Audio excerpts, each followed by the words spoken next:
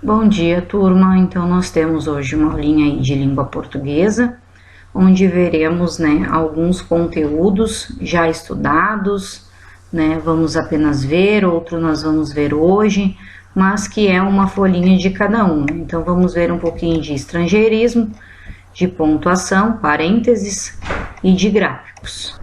Então, começamos pela página 16, onde vamos ver estrangeirismo. Tá? O que é isso?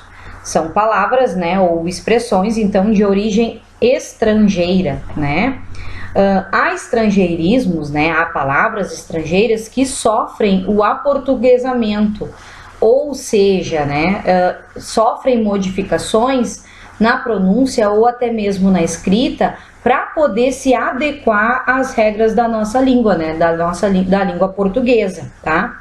E aí aparece nessa página para vocês dois exemplos, o delete, que para nós ele virou deletar, e o buffet, que para nós virou o buffet, o buffet, certo?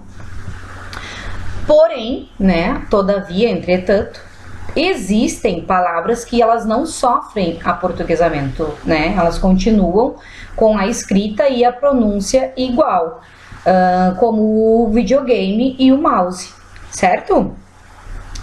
E um detalhe bem importante é que todas essas palavras de origem estrangeira, quando elas aparecem num livro, numa leitura, ou até mesmo no dicionário, elas vêm alteradas o seu formato de escrita, tá? Elas vêm em formato itálico. O que é isso? Se vocês perceberem, as palavras de estrangeiras, elas vêm elas são um pouquinho mais deitadinhas assim para a nossa direita e as que são de língua portuguesa normal, de escrita normal, elas são retinhas, Então elas sofrem essa formatação um pouquinho e aí elas vêm em formato itálico, certo? Elas têm esse destaque na escrita delas, tá? Até mesmo para nos mostrar que ela não é uma palavra brasileira, Ela é uma palavra, então, de origem estrangeira, certo? E aí, então, nessa página tem atividades, relacionadas a isso, ok? E como eu disse, lá no começo, hoje é um pouquinho de cada coisa. Já na página 17, então, nós vemos aí pontuação e parênteses, Então, só relembrando um pouquinho qual é a função dos parênteses, É intercalar uma informação no texto, ou seja, quando tem um acréscimo de uma informação a mais, certo? Também podemos utilizar os parênteses para indicar nome de autores, data de publicação de obras, nomes de livros e de capítulos, possibilitar alternativas de leitura, prezado, prezada, aí vai o azinho no meio, Então, porque podemos, essas alternativas de leitura a gente amplia, para mais pessoas, não seriam só para prezado, não só para os meninos, mas também para as meninas junto, senhor e senhora, Então a gente já faz essa leitura alternativa junto, quando tem o azinho ou o entre parênteses, certo?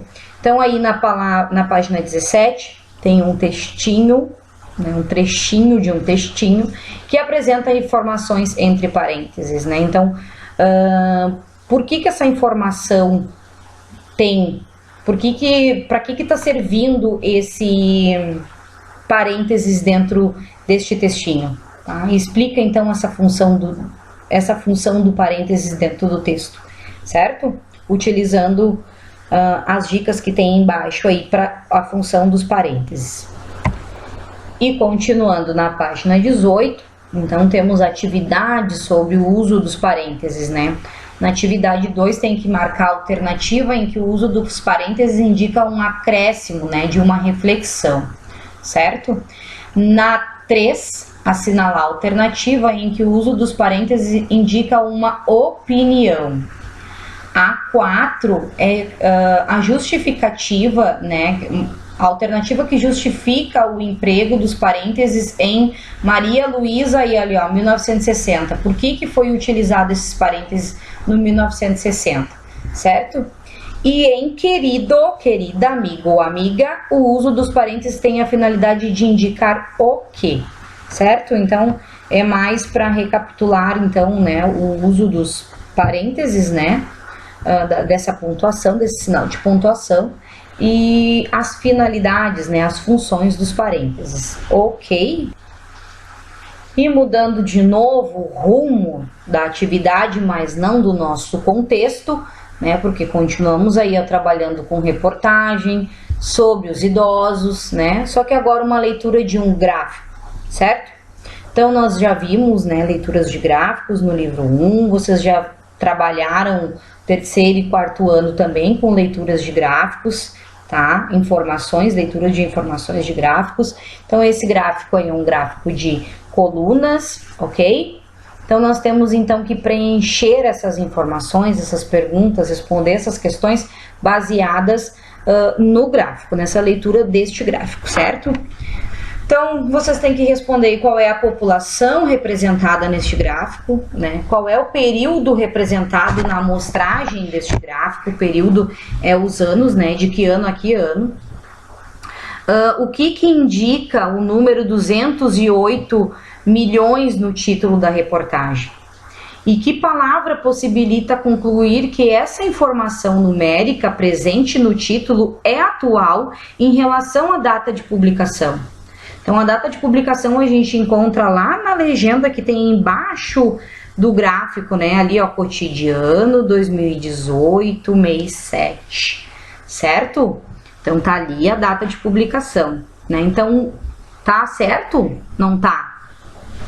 Em relação à data de publicação, a gente pode concluir que ela é atual? Me responde aí. E continua, então, né, atividade sobre o gráfico aí na página 20. Atividade 6, o número acima das colunas do gráfico indica a expectativa de vida da população. O que significa expectativa de vida? A gente já falou sobre a palavra expectativa. O que significa isso? Se precisar, pesquisa, né, e registra aqui o significado. 7, na linha fina, a palavra projeção. Permite concluir que os dados de 2020 a 2060 são o quê? Uma estimativa do que pode vir a acontecer, ou os dados, ou são, né, dados desejados para a população brasileira? Hein? 8. Seguindo a leitura do gráfico da esquerda para a direita, pode-se concluir que a expectativa de vida de homens e mulheres aumenta ou diminui? 9. Entre 2018 e 2060, de quanto será o aumento da expectativa de vida segundo a projeção do IBGE? Então aí nós temos que fazer uma continha e descobrir, né, de quanto será este aumento, certo? E a 10 pede assim: reescreva na forma de texto as principais informações presentes no gráfico. Então nós temos que ir lá no gráfico, olhar para ele, o que ele nos apresenta de informação, né? E escrever em forma de texto. Vou dar um exemplo, tá? O IBGE fez uma projeção da expectativa de vida da população brasileira. Em 2018, a expectativa de vida do brasileiro era de 76,25 anos. Essa expectativa aumenta nos anos seguintes, devendo chegar em 2060 a 81,4 anos. O aumento neste período, portanto, é de quase 5 anos, né? Então, retirar informações, as principais informações que esse gráfico nos apresenta e reescrever aqui em forma de texto, certo? E atividade 11, então, o que difere o gráfico do texto escrito? Por que muitas informações são apresentadas em forma de gráfico e não em forma de texto? Por quê?